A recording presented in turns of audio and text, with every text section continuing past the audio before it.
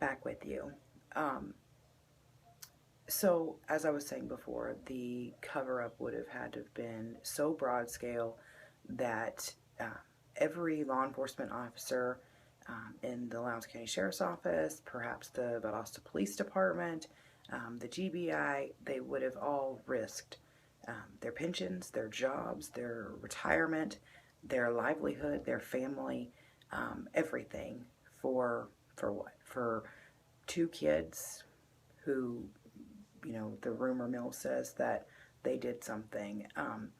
That's just, if you use any kind of common sense at all, it's just not possible. When you go on social media and you look at this case, some of the biggest things that you will find are his missing organs. So let's talk about that for just a minute. The coroner and pathologist that completed the autopsy on Kendrick through the GBI, I'm not talking about Dr. Anderson, who we can talk about later, have stated and written statements to the effect.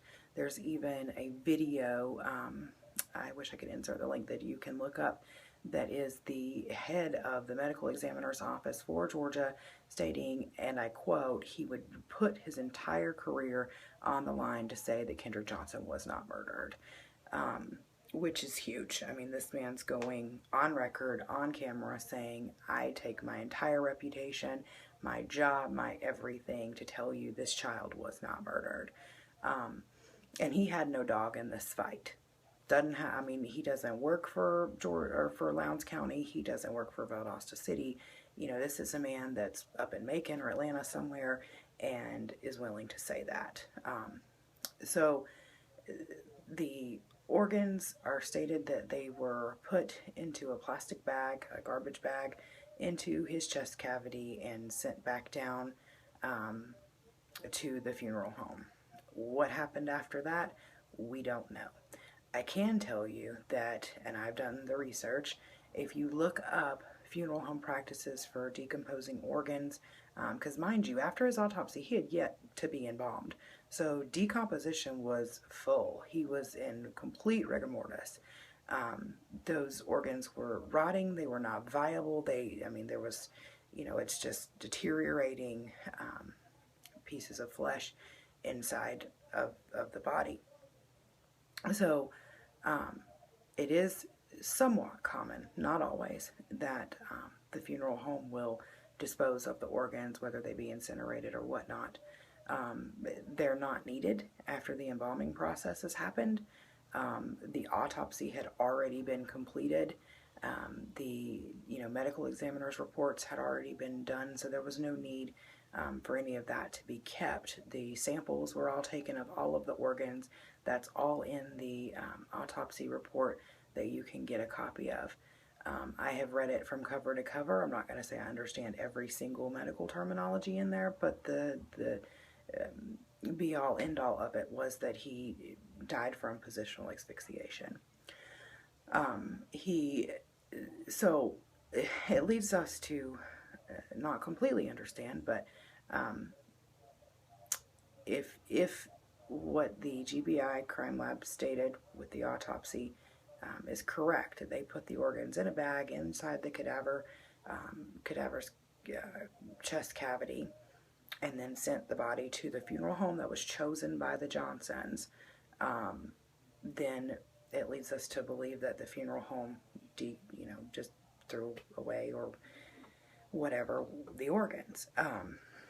I want to state for the record that when his body was taken from the school to the crime lab and to the autopsy in Macon, his organs were intact. And the reason that we know that for a fact is because samples were taken of his liver, his kidneys, etc.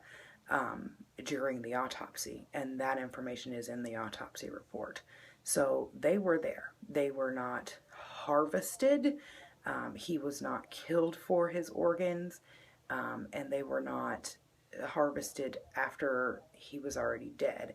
I'll explain something else. If a person dies within just less than an hour, their organs are no longer viable for transplant or medical research or whatever. When a person's heart stops beating and their brain stops working and blood stops pumping, rigor mortis sets in very quickly. I've worked in the medical profession. I have seen people that have passed away, and I can tell you that often by the time the funeral home gets there, the corpse is stiff. And this happens quickly. Things are not viable anymore. So there's another piece that I want to talk about it's not as appealing. There is a picture floating around on, I've seen it on the Kendrick Johnson Memorial page, I've seen it on Jackie Johnson's Facebook page, that shows Kendrick's teeth and the right side of his tongue, kind of sitting like that. Post-mortem, obviously. The tongue has a brown, gray, black spot on it. His teeth and gums have started to, looks like, kind of recede a little bit. They're still very white and all intact, but that is due to decomposition and nothing more. Soft tissues such as the septum, the tongue, the gums, anything like that is going to start to decompose, rigor mortis to set in before anything else. That's just, it's just kind of part of the death process. That does not show that he was beaten in any way. It also does not show, there was one statement that his teeth were knocked out. His teeth were all intact, and that's very viewable by the autopsy photos that were taken. Another thing I'd like to talk about is there was an allegation on one of the Kendrick Johnson pages. To be honest, I don't know which one it came from first, but I've seen it a couple of times, that because of the autopsy picture where KJ has two parallel long incisions down his backbone, or down each side of his back, that the allegation is that he was hung or hoisted into the mat by some kind of hooks, and then they have like three different, these big like meat hooks almost, on display there as, possible instruments that were used for that. Those two long incisions are part of an autopsy. They're done with every autopsy. They're done to be able to take tissue samples, and then there's also a huge incision that's made at the back of the skull to be able to examine and take out the brain. That's something that anyone who takes the time to look up the information online of how an autopsy is conducted, what incisions are made, so on and so forth, can find that information out. It did not mean that he was hoisted by hooks of any kind, and even if he was, the way that those incisions were made or whatever, let's just roll with that theory for a second, he would have been put into the mat feet first and not head first, and he was definitely in there head first. There's tons of pictures in the case file that show that. So that is out the window. Now I would like to talk about the Johnson family. No doubt they are absolutely grieving the loss of their son. I get that wholeheartedly. I have children. I can't imagine losing one of them. It hurts my heart every time I think about it. Especially to something that's as tragic as of an accident, of just a weird, odd, strange, incomprehensible thing. I'll say again, when this first happened back in January of 13, my first thought was something happened to that kid. He didn't just fall in that mat. But again, the education, the case file, the true evidence, the facts, the real hard facts of this case are that is exactly what happened, unfortunately. No doubt that this family was left with questions and was grieving. And, I can't imagine the what ifs or the, ideas that were running through their head. I can't even begin to play that out. I guess I can't say how I would react if it wasn't my child, but I can say this. I would never, not once ever, slander someone, defame someone, or accuse someone without true, real, just cause. Both Brian and Brandon, along with Ryan Hall, have been accused from almost day one.